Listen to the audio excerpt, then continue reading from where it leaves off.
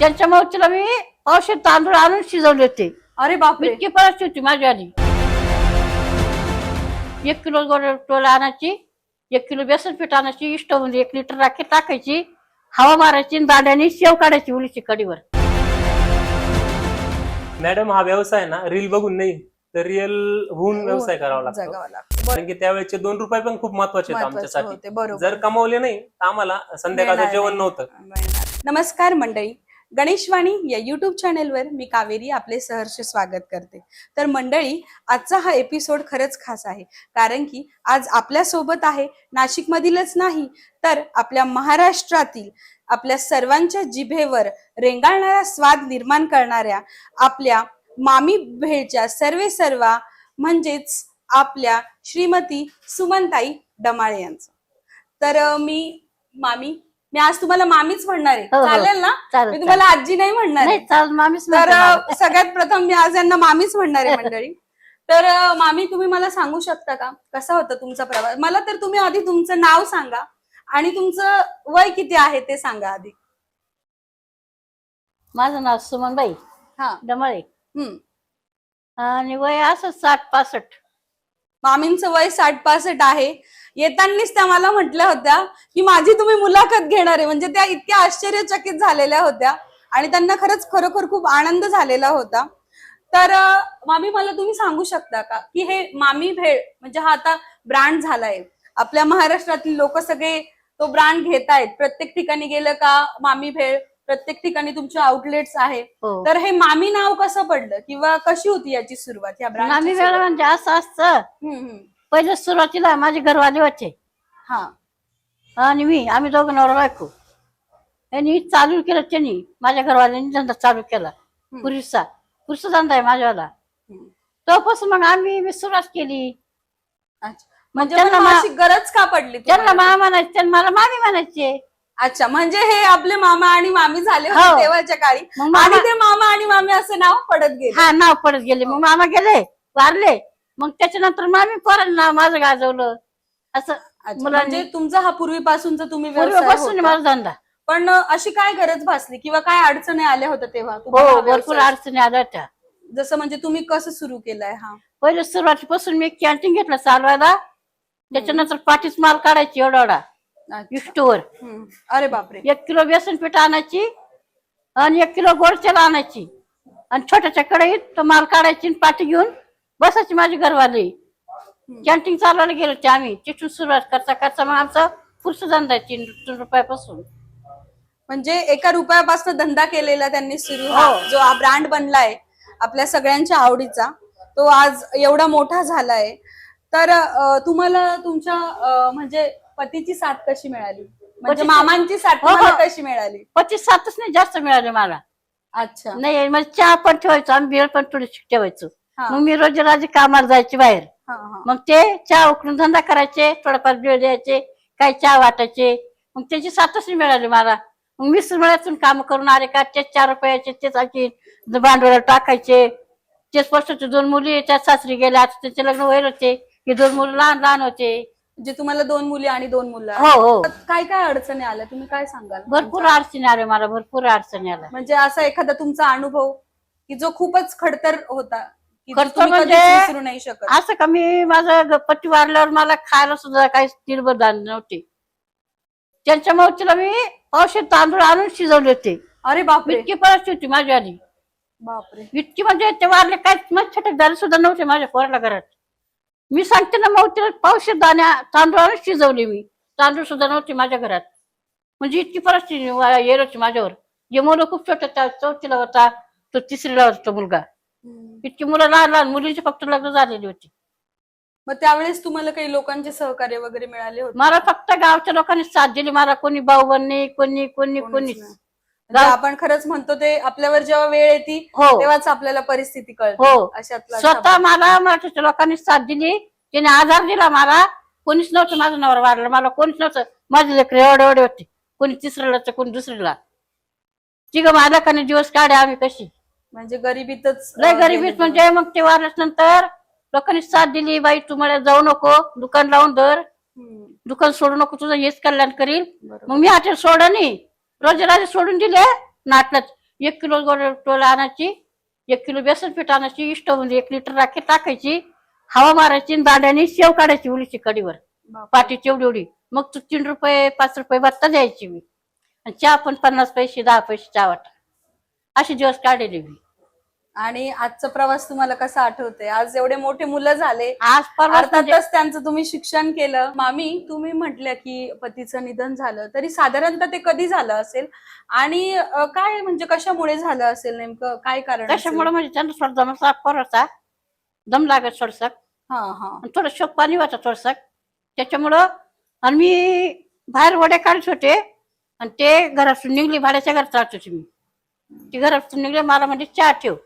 मी चहा, मुलगी एक डिलिव्हरीला लहान मुलगी माझ्याकडं. मग ती आली, चहा ठेवायला सांगितला, मी चहा ठेवला आणि परत वड्यापाशी दुकानापाशी येऊन बसली. हाटेल आमचं जवळच होतं. चुकून त्यांना खोकला आला. मग कधी आयुष्यात त्यांनी खोकली घाण केली नाही कधी, म्हणून मी गाय पडत गेलो ना, असं पण राहतात तर रक्तच मोठं आली. तिथं त्यांचा तिथंच जीव निघून गेला. नाही शिप नाही पाणी काहीच नाही मिळालं. ते काय आजारी नव्हते काय नव्हते, नक्कीच वारले ते. फक्त म्हणजे व्यसनामुळेच हो त्यांचं निधन झालंय म्हणजे. हा, नाही तर काय एवढी वय नव्हती त्यांची, काय नव्हती. पण मग आजकालचे हे आपले लोक आहेत जे बरेच बिझनेस करतात किंवा जसं व्यवसाय तुम्ही टाकलाय असे व्यवसाय टाकतात, पण बरेच लोक असे व्यसनाधीन होतात. त्याबद्दल तुम्ही काय सांगाल त्यांना, किंवा तुमच्या या मुलाखतीमधनं तुम्ही त्यांना काही सांगू शकतात की ज्यांना व्यसन असतं की त्यांनी कसं केलं पाहिजे, म्हणजे काय तुम्ही काय म्हणा? हा, व्यसन असलं त्याने सुधरून वागायचं ना प्रत्येकाने. व्यसन माझं लागल्यावर काय कोणाचा संसार बरं होतो का? बरोबर नाही होत. बरोबर आहे. या आपल्या मुलांना काय सुद्धा यश नाही, तंबाखू सुद्धा नाही, सुपारी सुद्धा नाही. बरोबर आहे. म्हणजे तेच की मुलांचं शिक्षण पाणी तुम्ही तुमच्या संस्कारामुळे आज तुमचे प्रत्येक जिल्ह्यात असू द्या, तालुक्यात असू द्या. आता मला गरिबी होती, मला छटक दाणे नव्हते घरात माझ्यावाल्या. मग म्हणजे माझी चहा विकून मुलाला शिकवलं तर सर्वच लागतील, म्हणून मी तसं शिक्षण केलं. पोटाला गाठी बांधून काल सुद्धा आजपावर आणायची आणि त्यांना दोघांना एवढा एवढा वाटायची. स्वतः बाय येऊन तर पोरं मोठाले केली मी. मला कोणताच आजार नव्हता. म्हणजे थोडक्यात मुलांची पण तुम्हाला खूप साथ लाभली हो. याच्यामध्ये. म्हणजे मुलंही तेवढे समजदार होते होते. आणि एवढ्या लहान वयात असं आपल्या पतीचं निधन होऊन जाणं, आणि त्यात एवढे 4 मुलं, जसं तुम्ही सांगते की दोन्ही मुलींचे झालेले होते लग्न. अच्छा. मुलं लहान होते पण मुलं हुशार निघले माझ्यावाले. हो, म्हणजे त्यांनी पण केलं. हो, आईची त्यांनी पण. जाणीव ठेवली म्हणजे. भरपूर केलं त्यांनी. म्हणजे मुलांनी शिक्षण केलं. मग तुम्ही त्यांचे लग्न वगैरे कसं लग्न म्हणजे केली त्याच्यानंतर मग बरं साकी घेतली, त्यांनी प्रगती केली, वहीट धंदा केला. मग बरंच प्रगती केली. मग तो केला त्यांनी वाढवा. मग वाढत म्हणजे एका व्यवसायाला दुसरा व्यवसाय असं जोडून जोडून तुम्ही हा हो एवढा मोठा जो आम्ही सगळेच बघतोय की मामी भेळ, जिथे जावं, ओढ्यात गेलो तरी मामी भेळ, नाशिक मध्ये गेलो तरी मामी भेळ. आता भरपूर माझ्या मुलांनी गाड्या वाढवल्या, 2-3 ठिकाणी बाजार करतात, 4-5 ठिकाणी वडा सुकेना, म्हणजे बऱ्याच ठिकाणी हो, चांदरी, प्रत्येक गावात तुमचं ब्रँड आहेच आणि पोहोचलाय. हा पोस्टलाय. या यशाला तर तुमची साथ लाभलीच आहे मुलांची. त्याबद्दल भरपूर माल गेला आपला, फार लांब लांब गेला, फार पुण्यापर्यंत, याच्यापर्यंत गेला, फार मुंबईपर्यंत माल आपला. असं काही सांगाल की तुमच्या आयुष्यात एखादा असा प्रसंग घडलेला की जो तुम्ही कधीच विसरू नाही शकले? नाही, म्हणजे हायच आपलं बरंच प्रसंग आले, आपण थोडं रेटलं आपण. म्हणजे तुम्ही प्रत्येक प्रसंगावर मात केली? होय, म्हणजे आपण हादरलो नाही, प्रत्येक मात करत गेलो. हादर नाही म्हणजे अशी अजिबात. प्रत्येक वस्तूला सामने गेले मी. जे येईल त्याला सामने जायचं. बरोबर. आणि कोणाला दादा भाऊ करून त्याला गोडभर चहा पाजून शांत करायचं. बरोबर. त्याचा आत्मागार करायचा. मग आपण नंतर मोर 2 रुपये कमवायची. बरोबर. असं केलेलं आहे मामीने. स्वतः खात नव्हती, पण पहिले लोकांना कोणी गाय गरीब आलं त्यांना द्यायची. बरोबर. आणि आता जसं तुम्ही बघता की जसं आपला हा मामी ब्रँड झालाय, हो, असे वेगवेगळे ब्रँड पण आहेत. जसे आपले तुकाराम मुंडे साहेब पण आहेत. ते जसं आता त्यांची योजना चालू आहे हो, की जसे खाद्यपदार्थांमधली आपली भेसळ वगैरे असते, तर तुम्हाला काय वाटतं? म्हणजे तुमची मुलं पण आहेतच या व्यवसायामध्ये, आहे ना. साथ देतात. नाही, चांगलं वापर, चांगलं मिळतं. प्रत्येक हॉटेलवाल्यांनी तेच करायला पाहिजे. सगळं चांगला माल वापरायला पाहिजे. लोकांना चांगला माल पोहोचला पाहिजे, व्यवस्थित लागायला पाहिजे. चांगल्यासाठीच ते पण. बरोबर आहे. चांगलं मटेरियल वापरलं म्हणजे माल व्यवस्थित लागतं ना. आणि सर, तुम्हाला काय वाटतं की जी खाद्यपदार्थांमधली भेसळ चालू आहे आता, तुकाराम मुंडे साहेबांचं जे आहे आता चालू, की जी पण भेसळ आहे ते तिथे जाऊन बघतायत की जेणेकरून आपल्या शरीरावर त्याचा काही इम्पॅक्ट होऊ नये असं जे चालू आहे. तसं तुम्हाला काय म्हणजे सांगावंसं वाटतं किंवा मामी भेळ मध्ये असं काही तुम्ही बघितलंय का कुठे तुमच्या गावामध्ये किंवा भेसळ किंवा काय सांगाल तुम्ही आमच्या प्रेक्षकांना? मुंडे साहेबांची ज्यावेळेस महाराष्ट्राने इथे नियुक्ती केली हम्म तेव्हा हम्म महाराष्ट्रामध्ये अनेक प्रकारचे उद्योगांना खूप भेसळ होती. जसं हम्म. की आपण आता बघितलं का दुधाची भेसळ झाली, अन्नामध्ये पण त्यांनी खूप भेसळ चालू बरोबर आहे. तर बरोबर ते नक्कीच आरोग्यासाठी खूप हानिकारक आहे. हानिकारक आहे हा, बरोबर. वेगवेगळ्या यांच्यामध्ये कलर वापरले जातात, काही हम्म. केमिकल्स वापरले जातात. त्याच्यामुळे अनेक ग्राहक वर्गांचे शरीराचं खूपच नुकसान झालेलं आपण नुकसान बघतो. झालं दवाखान्याचे बिल बरोबर. आमच्या माहितीप्रमाणे तर नक्कीच हो जे व्यावसायिक आहे त्यांनी अगदी हे बरोबर. केलं नाही पाहिजे. हम्म त्यासाठी मुंडे साहेबांची जी नियुक्ती झाली ती हम्म अतिशय योग्य झाली. बरोबर. म्हणजे तुम्ही हेच सांगाल की जे पण तुम्ही व्यवसाय करता आहेत तो व्यवस्थित मन लावून करावे आणि भेसळयुक्त असं काही कोणाच्या कोणालाही देऊ नये थोडक्यात. कोणाच्या आरोग्याची खेळू नये. खेळू नये व्यावसायिकाने बरोबर आहे. प्रामाणिक काम प्रामाणिक केलं काम तर करावं ग्राहक बरोबर देखील आहे. 2 रुपये जास्त देऊन हम्म. आपला माल घेऊ शकतो. बरोबर आहे. आणि तुम्ही काय सांगाल की आता ह्या व्यवसाय तर आपला पुढे चाललाच आहे पण यातनं तुमच्याकडनं काही सामाजिक कार्य वगैरे काही घडत असतात का? म्हणजे कसं वाटतं काय वाटतं? मॅडम सामाजिक काम जर म्हटलं तर आम्ही आमच्या व्यवसायापासून खूपच हम्म. सामाजिक कामं केलेलं आहे. अच्छा. अनेक युवकांना आम्ही स्वतः मोठं होता आमच्या सोबत 19 ते 25 जणांची टीम आम्ही अरे तयार बापरे. केलेली आहे. अनेकांना रोजगार दिलेला आहे. रोजगार आमच्याकडनं माल घेऊन जाऊन अनेकांचे रोजगार प्रपंच प्रपंच चालू चालू आहे. आहेत. म्हणजे बऱ्याच ठिकाणी जात असते आमच्या तुमच्या आउटलेट. 7 ते 8 फूड ट्रक आहे. अरे आणि बापरे. फूड ट्रक ही संकल्पना तालुक्यात तर मामी भेळ या व्यवसायानेच आणली. बरोबर. राईट. अगदी बरोबर. म्हणजे अतिशय छोट्या याच्यापासून आपण जर म्हणायचं ठरवलं तर हा व्यवसाय आता म्हणजे खूपच उच्चांक गाठतोय असं आपण म्हणायला काही हरकत नाही.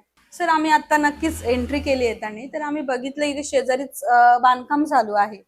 तर मग ते कसलं बांधकाम आहे किंवा काय प्लॅनिंग आहे किंवा आजूबाजूच्या लोकांनी सांगितलं की हे आहे मामींचंच आहे तर मग काय वाटतं कसलं म्हणजे कसं आहे प्लॅन मॅडम तुमचं? आमचे वडील लहान असताना वारलेले. हो. आम्हाला राहायला देखील घर नव्हतं. तर हम्म. आम्हाला आमच्या गावातील लोकांनी आम्हाला बेघर मंजूर केलं. तर आमच्या इथे एक स्मशानभूमी आहे. तिथं आम्हाला एक 15 खोल्यांची मंजुरी आली शासनाकडनं आणि तिथं आम्हाला बेघर मंजूर झालं. त्याच्यानंतर आम्ही तिथंच राहिलो. बेघरामध्ये आम्ही लहानचं मोठे झाल्याच्या नंतर तर मग आम्ही इथं हॉटेलसाठी जागा घेतली आणि तिथं छोट्याशा घरामध्ये आम्ही राहिलो. आता त्याचं व्यवसायाचं रूपांतर मोठ्या प्रमाणात झाल्यामुळे आम्ही आता नवीन बांधकाम करतोय. अच्छा. बांधकाम करत असताना आम्ही आमच्या भेळीचे 10 रुपयाच्या पाऊच पासून ते 1 किलोच्या पाऊच पर्यंत जाण्याचा आमचा मानस आहे. अच्छा. म्हणजे जर कोणी गरीब जरी असेल तरी तो त्याच्याकडे पैसे नाहीत जास्त तो घेऊ नाही शकणार असं व्हायला नको म्हणून तुम्ही अगदी छोट्यापासनं मोठी सुद्धा त्याची किंमत ठेवलेली आहे की प्रत्येकापर्यंत आपण जे बनवतोय ते पोहोचलं पाहिजे थोडक्यात. प्रत्येकापर्यंत ते पोहोचलं पाहिजे. पोहोचलं पाहिजे आणि बरोबर. मॅडम मी सैनिकांसाठी देखील आहे ना याच्यावाल्या छोट्याशा किमतीमध्ये त्यांना पण मी पुरवठा करता तुम्ही म्हणजे हे सामाजिक कार्य तुमच्या हातून सामाजिक नेहमीच घडत असतं. आणि मग मी आता जेव्हा ऐकलं सगळ्यांकडनं की आजी पण बोलल्या म्हणजे मामीच म्हणेल मी तुम्हाला तर की सरपंच झाल्यात त्यांच्या सुनबाई तर मग तो प्रवास कसा होता म्हणजे कसं नॉर्मली आम्ही आता शहरात राहतो तर शहरामध्ये नगरसेवक व्हायचं असेल आमदार व्हायचं असेल खासदार व्हायचं असेल बरेच लोकांना आपण थोडक्यात म्हणतो की पैसे द्यावे लागतात किंवा खूप अडचणी येतात विरोधक खूप असतात. सर तो कसा होता तुमचा प्रवास म्हणजे काय वाटतं तुम्हाला? मॅडम बरोबर आहे. हा हा आपणही पण काहीतरी समाजाचं देणं लागतो. बरोबर आहे अगदी जे बरोबर. काही दिलं ते मला ग्राहकांनी आणि समाजाने दिलेले आहे. एक वेळ खायची भ्रांत असताना सर्व मला काही ग्राहकांनी दिलं आणि देत असताना गावाने मला माझ्या मिसेस सविता रमाळे यांना सरपंच पदी ते अरे बसवलं. बापरे. आणि बसवल्याच्या नंतर मॅडम गावामध्ये अनेक नाविन्य उपक्रम मी राबवले. जसे काही आम्ही 200 झाडं लावले, चिंचेचे 50 झाडं लावली. ऑक्सिजन त्यामुळे गावाला भेटू शकेल. आम्ही एक आमराई तयार केली. त्याच्यानंतर भूमिगत गटारी तयार केल्या. अरे बापरे. हो. त्याच्यानंतर 2 ठिकाणी आमच्या गावाचा उल्लेख आहे की राम वनवासात जात असताना त्यांनी पाठ चाटली. तर पाठ चाटली म्हणून आमच्या गावाचं नाव चाटली म्हणून पडलं पण कालांतराने ते चाटोरी झालं. चाटोरी असं झालं बरोबर. त्याचं देखील आम्ही शिळापूर इथे आमच्या गावात घुसताना एंट्री करताना तिथे पण आम्ही लावलं. आपलं चाटोरी गाव म्हणून एक वॉल देखील आम्ही तिथे लावलेले आहे. आता बरोबर. गावाच्या दुतर्फा दोन्ही साईडला आम्ही वृक्षारोपण केलेले आहेत. बरोबर. वृक्षारोपण हेच सगळ्यात श्रेष्ठ दान आहे, आपण असं म्हणू शकतो. हो, नक्कीच. तर अशोक भाऊ, तुम्ही मला सांगू शकता का, जसं मामींनी आम्हाला सुरुवातीलाच सांगितलं की त्यांनी हा व्यवसाय गरजेपोटी सुरू केला होता किंवा गरिबी होती म्हणून त्यांनी हा व्यवसाय सुरू केला होता.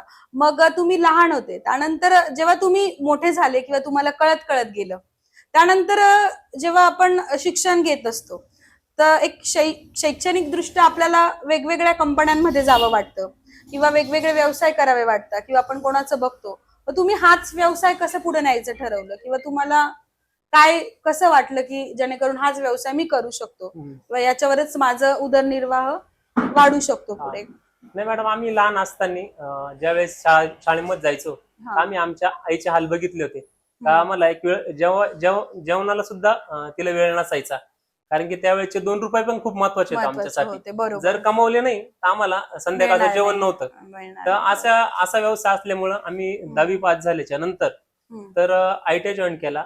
आयटीआय जॉईन केल्याच्या नंतर म्हटलं आपण कंपनीत वगैरे जाऊ. म्हणजे शिक्षणासोबत तुमचं हे व्यवसायात पण आईला हात चालूच होतं सोबत. आयटीआय करत असताना आयटीआय 10 वाजेनंतर आमचं असायचं, तोपर्यंत मी हॉटेलवर काम करायचं. पण असं वाटलं मला का नोकरी करावी, पण नंतरून मी तर नोकरीच्या पाठीमागे न लागता पुन्हा व्यवसायात वळलो. त्याचं कारण असं का, आपल्या व्यवसायामध्ये जेवढं पण आपण राबू, जेवढं पण आपण कष्ट करू, तर 2 रुपये आपल्याला जास्त भेटणार.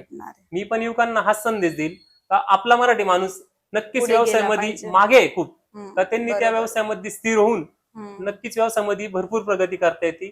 जर त्याच्यामध्ये प्रामाणिकपणा असला, सातत्य असलं, ते व्यवसाय उंचीला 100% जाऊ शकतो. नक्कीच सातत्य आणि चिकाटीच्या जोरावर आपला मराठी माणूस पुढे जाऊ शकतो, जर सगळ्यांनीच प्रामाणिकपणे प्रयत्न केला. बरोबर. तर जसं आज तुम्ही आहे तसंच त्यांचं सगळ्यांनाच हे सांगणं असणार आहे की आपण सुद्धा जर प्रयत्न केला प्रामाणिकपणे, तर आपण सुद्धा कुठलाही व्यवसाय करू दे, तो व्यवसाय कुठलाही असू द्या, कुठलाही असू द्या, तर आपण त्यात पुढे जाऊ शकतो. नक्कीच. या व्यवसायामध्ये काम करत असताना माझा लहान भाऊ माझ्या बरोबरीने खांद्याला खांदा लावून उभे होते. बरोबर.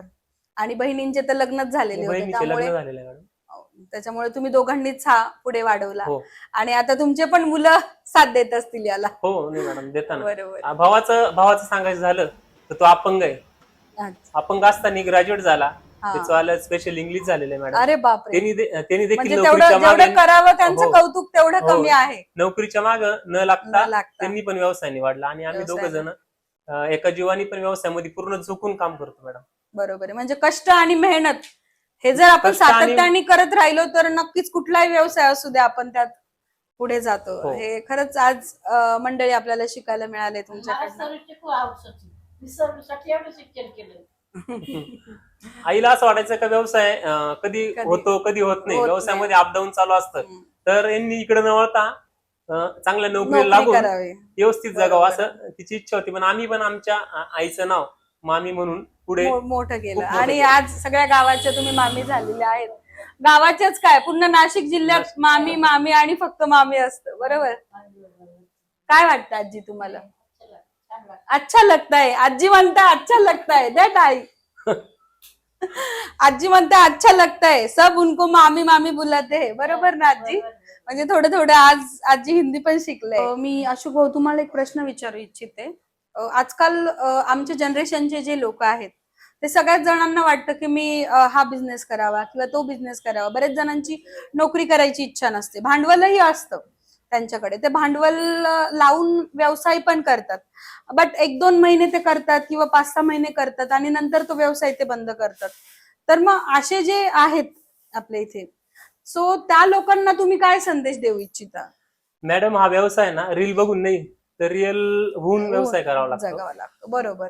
तर मी तरुणांना एवढं सांगेल का प्रत्येक ठिकाणी व्यवसाय बघून करण्यात मजा नाही. आपल्याकडे थोडंफार स्किल लागतं, त्या व्यवसायामध्ये थोडासा दम लागतो, थांबावं लागतं, व्यवसायामध्ये अपडाऊन चालू असतं. पण आत्ताचे तरुण इतरांचा व्यवसाय पाहून ह्या व्यवसायामध्ये आम्ही उत्तुंग भरार घेऊ किंवा जास्त पैसे कमवू याच्या मागे लागून 2-3 महिने चालवतात आणि व्यवसाय बंद करतात. तर त्यांना एवढंच सांगणं आहे, हा व्यवसाय 1-2 महिन्याचा नसून 2-3 वर्ष त्यासाठी जिद्दीने उभे राहावं लागतं, बरोबर. चिकटीने सातत्याने. काम करावं लागतं, सातत्य ठेवावं लागतं, बरोबर. त्या व्यवसायामध्ये यशस्वी होतं. बरोबर. म्हणजे जर आपण सातत्य आणि चिकाटीच्या जोरावरच व्यवसाय कुठलाही करू शकतो, कारण की व्यवसाय म्हटला की त्याला वेळ हा द्यावा लागतो द्यावाच लागतं. आणि आपल्याला स्वतःला त्याच्यात घुसावं लागतं. नक्की. जसं 12 वाजता आम्हाला सुना स्वयंपाक करतात, 12 वाजता आम्ही जेवण करतो. जेवण करतात. तो बरोबर. झोपतो कितीच्या असं धंदा आहे आमच्या घरात. 11:30 गाडी येते बाजारहून, त्याच्यानंतर स्वयंपाक दुकान वाढवण्याची बाईक नाही गावून यायची 10 वाजता, त्याच्यानंतर स्वयंपाक मग जेवण. म्हणजे तुमच्या सुनबाई पण दुकानावरच असतात हो. तुमच्या भरपूर ठिकाणी, जसे तुम्ही सांगताय की मोठी बाई आहेत सुनबाई outlet. नायगावला दुकानावर. म्हणजे ज्या सरपंच आहेत सुनबाई त्या हा. तिकडच्या आउटलेटला असतात. तिकडच्या हॉटेलवर. अच्छा. म्हणजे बरंच खडतर प्रवास आहे. अजूनही एवढं मोठं प्रसिद्ध ब्रँड झालेलं असूनही तुम्ही एकदम सगळे जण मेहनत करताय आणि पुढे घेऊन चालले. बरोबर. जेवढं कौतुक करावं मामी तुमचं तेवढं खरंच कमी आहे. काय म्हणते ना, कष्ट करतात पोरं रात्रंदिवस. सुनावे तशाच आपल्या सुनची कठीण धंदा करतात, घरात आवरून सावरून दुकानावर उभं राहतात. बरोबर आहे. दोन्ही पण आपलं सुना. म्हणजे ह्या बाबतीत खरंच तुम्ही नशीबवानच आहात, सुना पण भाग्यवान आहे, आपण भाग्यवान आहे. भाग्यवान आहात की तुम्हाला मुलंही तुमचे एवढे छान मेहनती निघाले आणि तुमच्या सुनाही तेवढ्याच मेहनती आहेत. हा, त्या पण मेहनती घेतात. आणि आम्ही सगळे प्रे करू की नाती सुना पण तुमचे जेवढे असतील तेवढे सगळेजण हा व्यवसाय तुमचं पुढेच घेऊन जाणार. हा. बरोबर ना? आता हे दोन नातू आहे, काय ते म्हणजे जे का नाही, आता चालणार आहे काय? हसतायत, त्यांचे नातू इथे बसलेले आहेत पण ते हसतायत मामींना बघून की आजी काय सांगते आमच्याबद्दल. खरंच मामी खूप छान वाटलं अशोक भाऊ तुमच्याशी बोलून, मामी तुमच्याशी बोलून खरंच खूप छान वाटलं. तुम्ही तुमचं एवढं दिवसभर तुमचं वेगळंच रुटीन असतं, त्यातनं आम्हाला वेळ दिला आणि आमच्या संवाद साधला आमच्याशी आणि सगळ्या लोकांपर्यंत हा संदेश पोहोचवला की जर आपण सातत्य आणि चिकाटी ठेवलं तर कुठलाही व्यवसाय पुढे नेऊ शकतो. तर मी आमच्या सगळ्यांकडनं तुमचे आभार व्यक्त करते. आणि मामी मला सुरुवातीला आली तेव्हाच बोलल्या की जाताना आमची भेळ नक्की घेऊन जायचं, तर मी मामींची भेळ नक्की घेऊन जाणार आहे आणि तुम्ही सगळ्यांनी पण मामींची भेळ नक्की घ्यायची. काय सांगाल आमच्या मंडळींना? मामींची भेळ नक्की घ्यायची, बरोबर ना? सगळ्यांना मी धन्यवाद देऊ इच्छिते तुम्ही हा आमचा व्हिडिओ बघितला त्याबद्दल. तर भेटूया अशाच एक नव्या पॉडकास्ट मध्ये. भेट अनोख्या व्यक्तीची या गणेशवाणी युट्यूब चॅनलला सगळ्यांनी लाईक करा, शेअर करा आणि सबस्क्राईब करा. असेच नवनवीन व्हिडिओ आम्ही तुमच्यासाठी घेऊन येणार आहोत. भेट अनोख्या व्यक्तीची गणेशवाणी युट्यूब चॅनल. धन्यवाद.